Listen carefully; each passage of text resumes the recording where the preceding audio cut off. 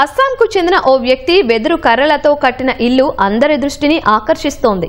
శివసాగర్ జిల్లాలోని ఆమ్గుడి పట్టణానికి చెందిన కంచన్ బారువా తన కలలకు ప్రతిరూపంగా 2 అంతస్తుల ఇంటిని వెదురుతో డిజైన్ చేశారు.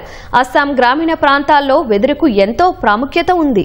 ఇంటి కంచెల నుంచి గృహ నిర్మాణం వరకు వెదురును ఎక్కువగా వాడతారు. అయితే అందరిలా కాకుండా కాస్త భిన్నంగా ఆలోచించిన కంచన్ వెదురుతో ఇల్లును రూపొందించాలని నిర్ణయించారు. ఇందుకోసం మొదటిగా నాణ్యమైన వెదురు కర్రలను ఎంపిక చేసుకున్న కంచన్ ఇంటి నిర్మాణం కోసం 7 నుంచి 10 మంది కార్మికులను నియమించుకున్నారు. ఇంటి ముందు తాటి స్తంభాలతో వరండా, 1000కి పైగా వెదురు కర్రలను ఉపయోగించి గోడలు, పైకప్పులను నిర్మించారు. సిమెంట్ ఫ్లోరింగ్ కు దీటుగా వెదురు చాపలు అమర్చారు. ఎటువంటి కృత్రిమ పరికరాలు వాడకుండా ఇంటిని సహజ వనరుల ప్రతిరూపంగా తీర్చిదిద్దారు. కాంక్రీటు నిర్మాణాలతో పోలిస్తే పర్యావరణ హితమైన వెదురు ఇల్లు వేసవిలో ఎంతో చల్లగా ఉంటుందని కంచన్ తెలిపారు.